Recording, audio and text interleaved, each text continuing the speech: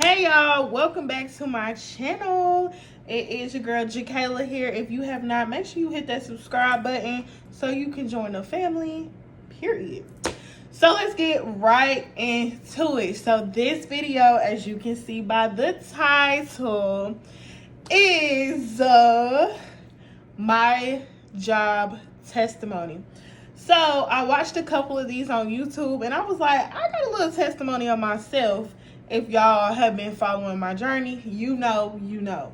So we're going to dive deep into it today because you never know who this can help, who this can touch, who is listening, who is going through the same thing, who's been through the same thing, who, always feel compelled to share your testimony because God put you through it and you saw the light. So let others hear the light, you know what I mean? So I graduated during the pandemic. I was a 2020 college graduate with a journalism major, and I did not know what my next steps were. So around this time, when you graduate, you go your separate ways with your friends. So I'm seeing on their Instagrams and their social medias that they got all these opportunities. I had one friend, she got an opportunity in Columbus, Georgia. I had another friend, she got her opportunity in Wisconsin. So they were like going everywhere, and I was just like, wait, I really graduated. Like I was still like stuck in the like I'm not going to class anymore, and it's 2020, so it's during the pandemic, and I'm like, the world shut down, but all of my friends are posting on social media that they're getting their opportunity. And I'm like, well, I got to get on it because, I'm not communicating with them anymore. They're not communicating with me anymore. After we graduated, we naturally went our separate ways. So I'm like, okay, they getting theirs. We sat in the same classes. Let me go ahead and start applying. Let me get my little applications in so I can go ahead and get a congratulations, baby. So it didn't happen like that. So I start applying. Y'all, I am getting no after no after no after no after no after no after deny. And so, my little feelings getting hurt or whatever. I'm like, oh, I'm starting to get a little depressed. Like, why? My friends, I sat in the same class. I had internships. I made A honor roll. I was on the dean list every semester. Like, why am I not getting what they got? Like, I got the same experience that they got. We sat in the same classes, had the same professors. So, I went through what I went through. It was a little depressing. I was like, oh my gosh, like I don't like the feeling of everybody passing by me, and I did the same thing they did, period. So I kept applying, and so fast forward, my mama, she was like, you could be a teacher, right? And I was like, you know what? Some of the people that I graduated in journalism were actually teachers. And I was like, really? I didn't even know we could do that. Like, how did they know about it?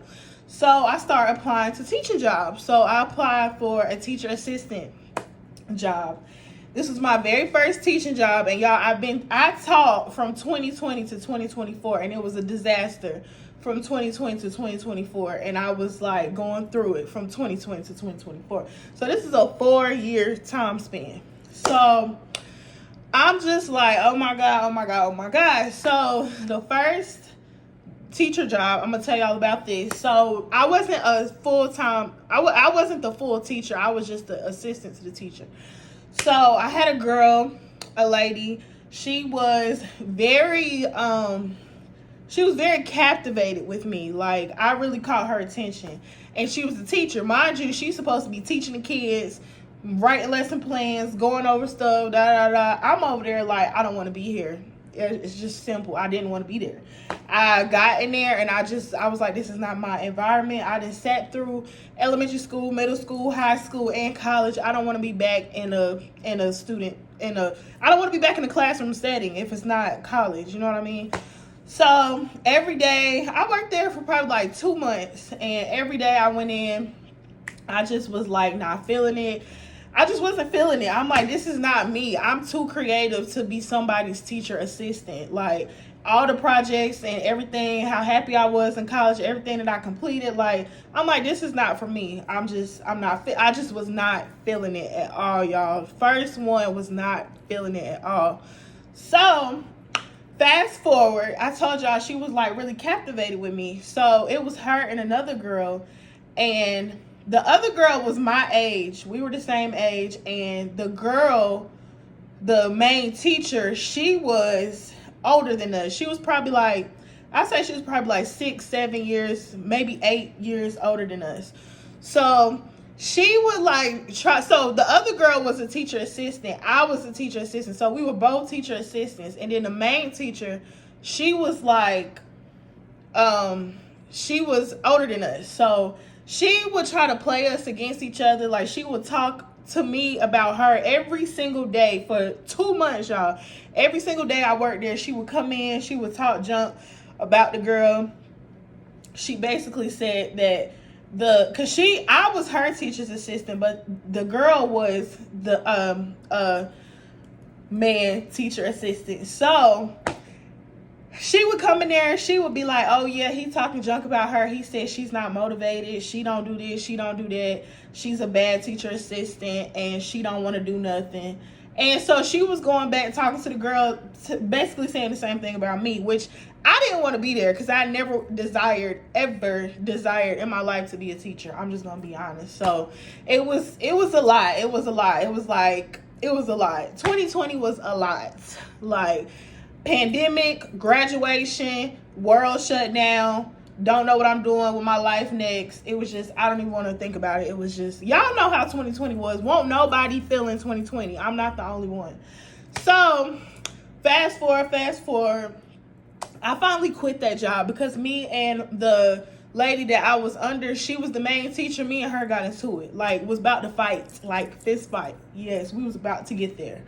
So she was mad because I distanced myself from her. Because like I said, when she first met me, she was very captivated by me.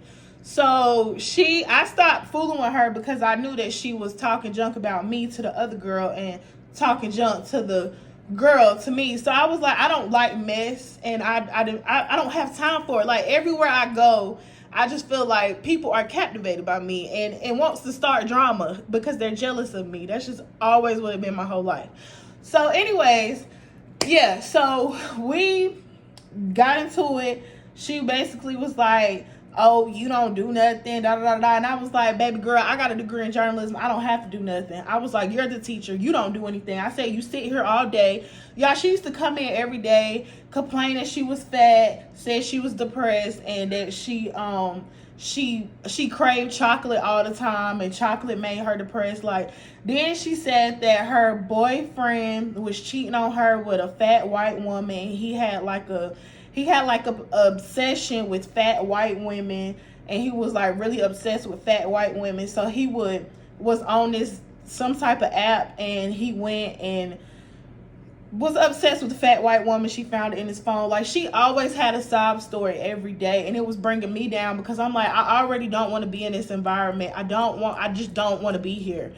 And she was bringing me down. She never went in and talked. Even the kids used to be confused. They used to be raising their hand, looking unmotivated, confused. She would be grading papers saying that everybody was failing because of you. You're so worried about me and concerned about me.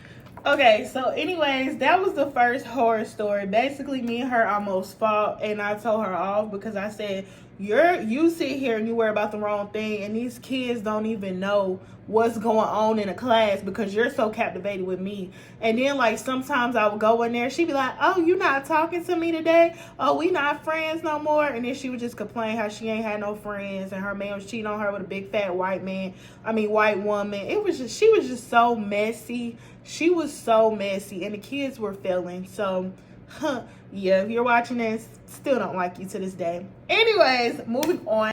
That was just the first teacher horror story. So, moving on, we moving to the next school. So, oh, and another thing, she told me, because I was telling her that I was thinking about applying to full-time, because I was like, if I'm going to be a teacher, I should get paid full because I have a degree just like you do. She told me that I couldn't do that because she told me that I couldn't be a teacher. So I had to prove to her that I could. So even though I hated teaching, I had to prove to her that I could be a full-time teacher and not just a teacher assistant, because I have a degree just like you do, baby. So that's exactly what I did. So I moved on to the next school and I became the full-time teacher. So this school, it was a temporary position. This school was a temporary position. So I was there for 2 months, the last 2 months, April and May. So it was the alternative school, which is the bad school, if you don't know what that is. Well, all the bad kids go. Like, these kids were in here for like stealing cars and like legal stuff. So that was cool. That was cool. All the kids loved me like I knew they would. All of the kids loved me. They respected me. Even when they tried to be combative, they came back and apologized. So that was a cool little thing. I ain't gonna talk too much about that school because I didn't have much go on there. That was an actually good in like temporary position. So after that, it was temporary, so I went to another school, and at this school I was not feeling it. I'm not gonna lie. I just told the principal, I was like, I want to quit. It just because so now I'm the main teacher, and now my teacher assistant, he would be asleep, y'all. He was like a 50-year-old man. He was in his 50s. He would be knocked out sleep in the class every day, faithfully snoring loud. Everybody in the class looking at me like, y'all not gonna say nothing for him snoring every day? Acting like every day they came in, they complained about it. I complained to the principal that he wasn't doing anything. He wasn't helping me in any way, shape, or form, but they didn't care because he was the football coach. So if you're one of the football coaches, the principal's administration, they don't care. You can get away with murder. They do not care. So he came in there every day, never helped me, talked junk. He just, that's why I wanted to get away from that school, because of the teacher assistant. And I felt like I didn't have the support at that school. So I told them that I wanted to quit, so they ended up transferring me. So y'all, they transferred me to a school that I grew up at, that I went to school at in middle school. It was my middle school. I worked at this school probably for about 3 months, and it was the worst 3 months ever. I hated.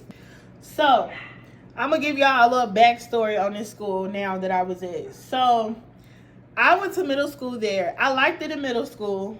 It was cool. I loved it in middle school. Then I transferred to the high school. The school had a middle school and a high school. I hated the high school. 9th grade, I begged my mama to take me out of that school. Okay, y'all, I have to hurry up because it keeps saying that my storage, I don't have enough. So yes, where was I at? Okay, yeah, so now I'm at the school that I grew up at, and I didn't want to go to the high school, so that should just tell you about this school. It's just ghetto. That's just the bottom line. The whole school is ghetto. The administration is very unorganized. That's the only school since I was in middle school ever heard of the word dispersed, because there's not enough staff at this school. No one wants to work at this school. To work in this school in the county. Nobody wants to work at this school. Nobody. So they never have enough staff. So students are always dispersed into other classes that's not really their class. Like, it's just so unorganized. It's crazy.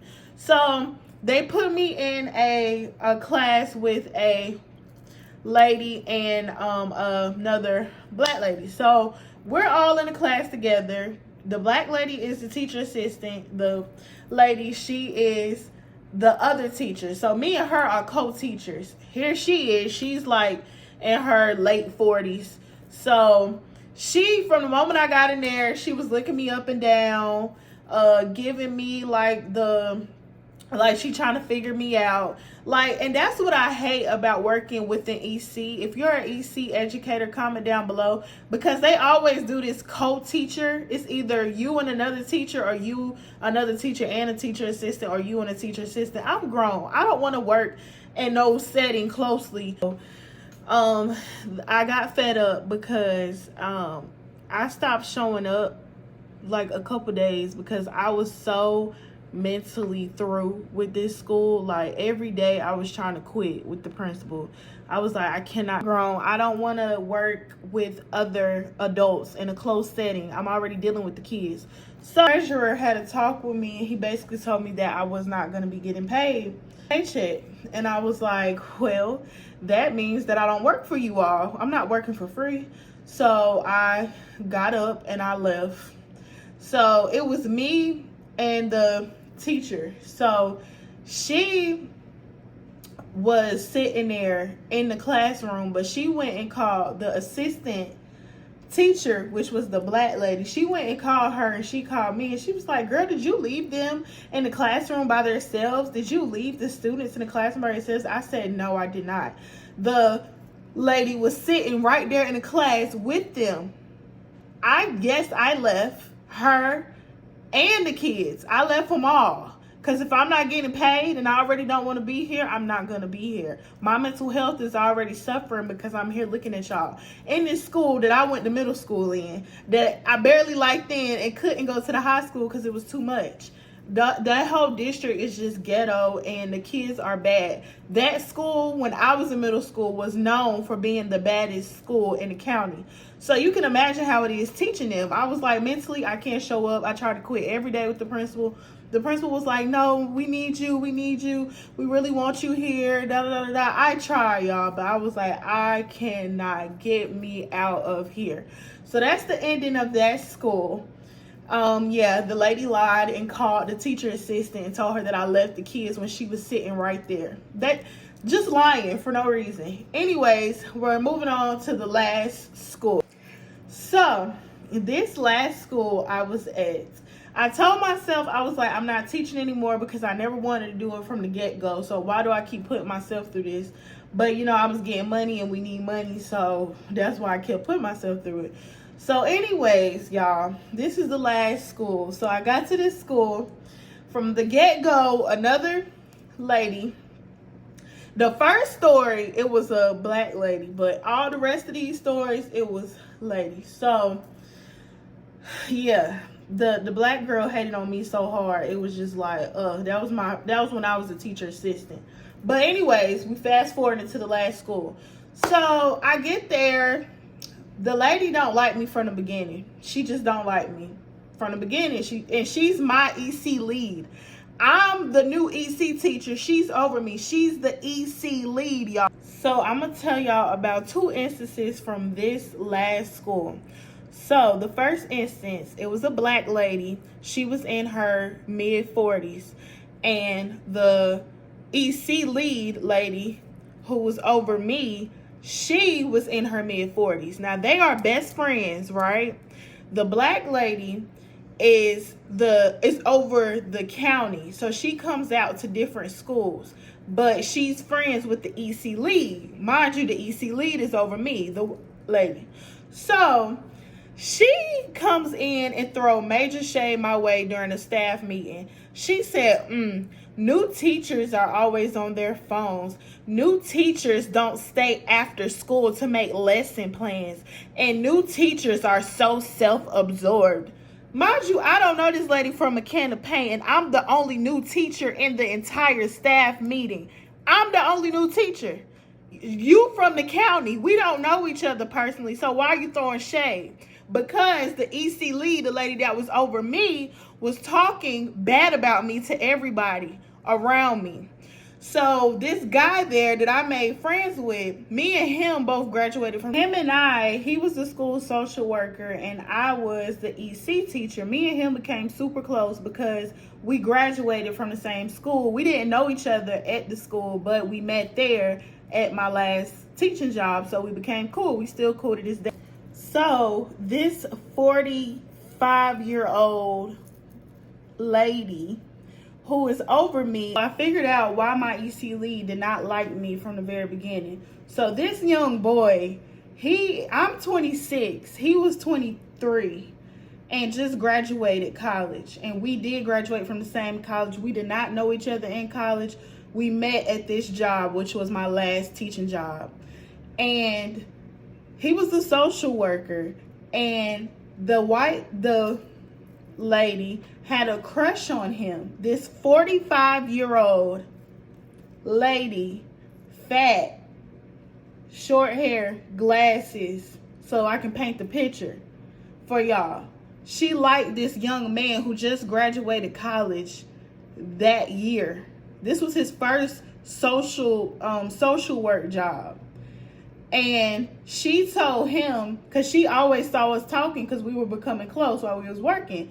She saw him and said, "Oh, I see that you've been in her classroom. Oh, is that your girlfriend? I seen you in there with your girlfriend."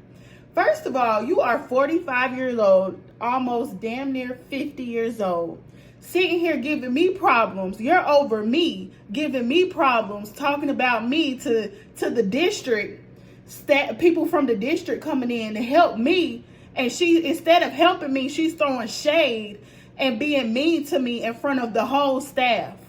This is what I endured because I was under her. So I brought it to the principal's attention after a while because I got so fed up. I'm like, this is the only place that I learned how to do an IEP. I learned that's my last job. All my EC teachers, if y'all know, y'all know. This is where I learned how to do an IEP. Out of all these jobs I done had, my last teaching job was where I learned. So I was growing. I was trying everything I could. All the kids always loved me. I was growing and still learning as I go because I did not go to school for teaching and I never desired to be a teacher, to paint the picture for you. So this is all new to me, but I'm learning as I'm going and I'm growing. So I talked with the principal. I said, yeah, I don't appreciate your staff member because she's been working there for years. So because of that, she's covered and the principal is, so you know how that go. So that's why me and the boy became close, because he was one of the younger ones and he was black. So, you know, we got to stick together, period, point blank. We got to stick together. She was basically giving me a hard time at my last teaching job because she had a crush on a little boy. Mind you, this lady about 45. She's with glasses, chubby, with short hair. And he just graduated college. Black young boy just graduated college. And she's giving me problems because I'm under her. He's the social worker. And he told me that she tried to talk to him when he first got to the job. She tried to talk to him, but when she figured out that he had a girlfriend, the girlfriend is black, by the way, and she's young, that she started being mean towards him. She started being cold towards him. You know how that go in the workplace. Because she's this color, she got a pass.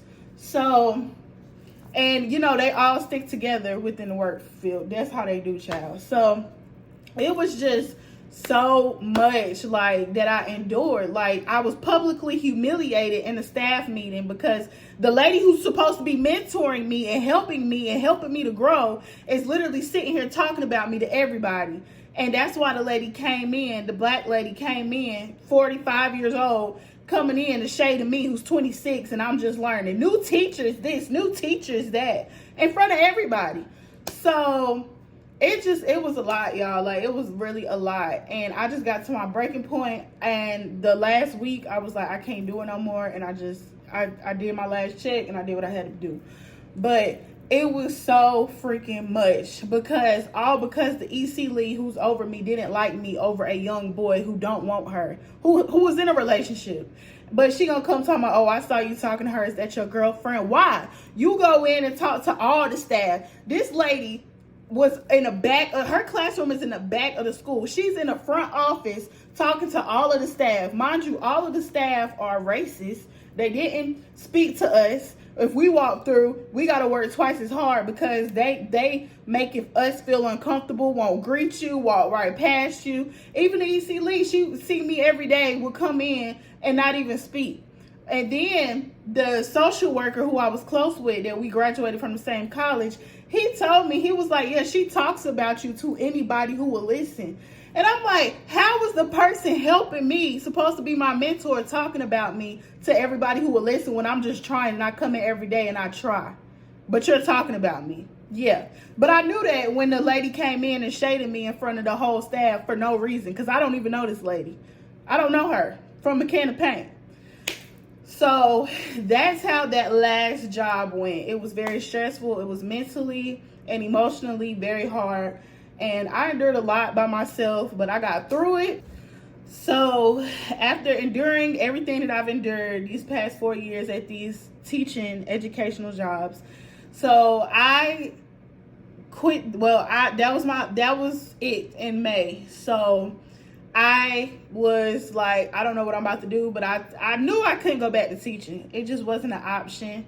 And I forgot to add this. And when I spoke with the principal, the assistant principal, she was a black lady. She told me, "Do you even want to be a teacher?" And I was like, honestly, no. And she was like, "Oh, well, I'm going to write that down on your evaluation." I was like, for what? Like, that's no reason to, just because I said it verbally don't mean you have to write that down physically, because I came in here and tried every day, literally, and I told her that. So I guess she wrote it down, and that was a whole nother story. But I spoke to the main principal, the white lady, and she told me that she saw the growth in me. She know that I didn't go to school for teaching, and she told me that she saw that I was trying. But that's the end of that story. Thank God I'm done with that. So I quit. I was done in May, and the school year had ended. I didn't know what I was going to do next, but I knew I could not go back into education because mentally and emotionally, it was just not it. So I did unemployment. I collected unemployment for a couple of months, and then in August, out of nowhere, I got an email. I stopped applying. Mind y'all, I've been applying from 2020 to 2024 to everything in my major: media, reporter, producer, anything journalism I was applying to from 2020 to 2024. Every day while I'm going in these jobs, I'm steady applying to my major because I had hope. Y'all, I got a freaking email in August. And when I got that email, it said, we are in September. I've only been working there for 2 months. 2 months, y'all. I got that email in this August, and it was like, it said, we would like to have a interview with you because your resume is fitting to a media marketing position. Y'all, I went in there, knocked that interview out the park, had another interview, knocked that out the park, had another interview, knocked that out the park. And I was told by everybody that worked there that I was the best candidate for the job because the person that interviewed me didn't see potential in anyone else who he interviewed. And y'all know that this is my passion. It always has been. Since I was a little girl, I've been in front of a camera. So I always knew that I was going to go to school for journalism because that's just my passion.